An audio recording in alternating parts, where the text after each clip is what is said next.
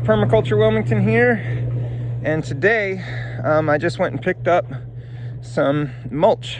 So this is hardwood mulch, and it's not exactly what I was looking for, but this is the best we've got in town if we want to buy specifically just hardwood.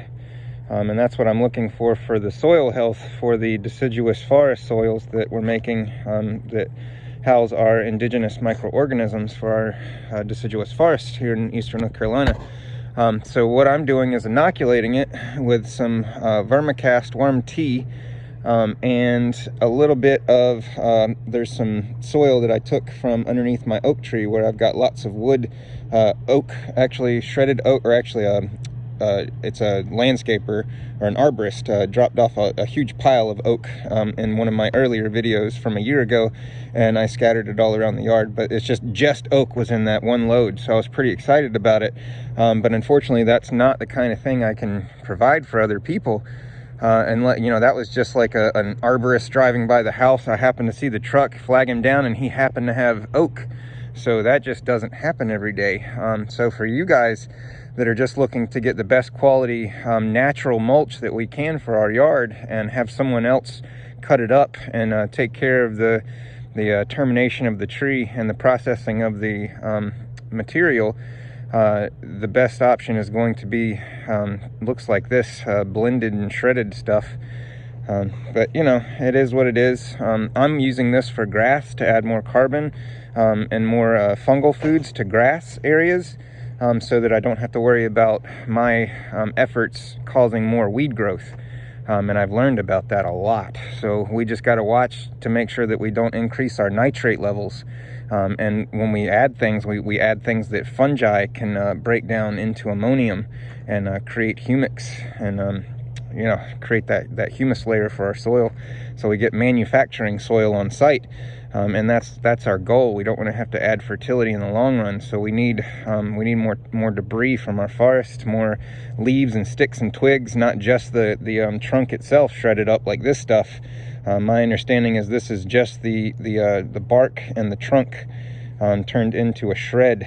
And what we actually need is, you know, if this was like one first ground where it was larger parts like this, it would be a little bit better. But this reduces interstitial space so much, you know, as it starts to break down, it reduces oxygen coming in. So this is a little bit tighter knit than what we were looking for, unfortunately. But the only other way to get a tree basically is what we want, like an entire tree ground down into you know, like a chip consistency. And Elaine Ingham says that Elaine Ingham, I found out it's Ingham, but she has indicated that the scientific size of wood chips that we need for most interstitial space when composting to give us our best chance of keeping our compost aerobic is a 1 inch squared piece of material. So that's basically like a first ground for most of the arborists around here. And this is a third grind. So this has been through the grinder 3 more times with a finer mesh. So this is a little bit different, but we're gonna try, man, because there's just not a lot of natural stuff in our environment that's being sold commercially for us to utilize. We have to learn to do these things ourselves if we want our property to look good.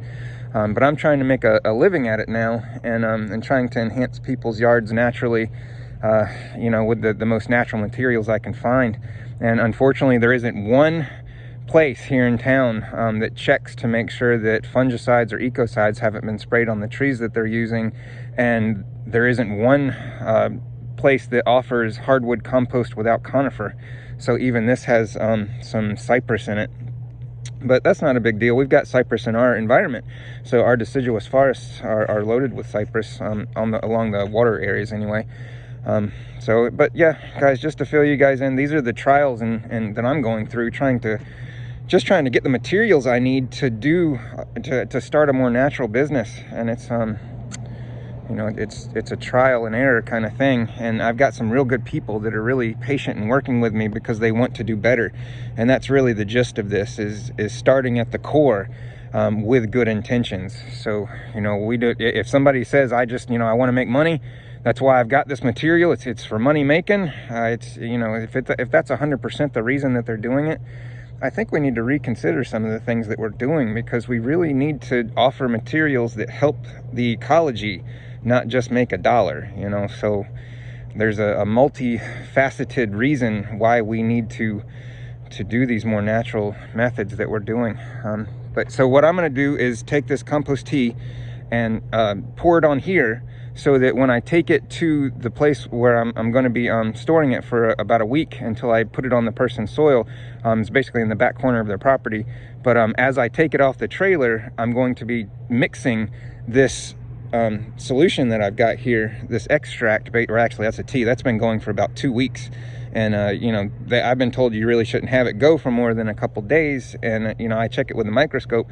But now that I've got a microscope and I can see these things, this is cold weather this time of year, and that is very cold temperatured right now. It's around 60s, in the mid 60s. So I don't have to worry about a lot of things that I do in the summertime. And this has got some of the best fungi I've ever had in tea that I've been brewing since I started.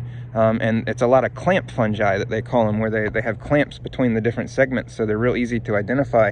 But this is loaded with clamp fungi, and those are the most beneficial, according to Elaine Ingham, that we can put in our soil. So I'm pretty excited to have this tea for this product to take to the client, because this is for somebody I really want to impress and care about, just the sweetest couple. So very, very excited, and just sharing with you guys what I'm doing, and hope you guys are having a great day. Bye-bye.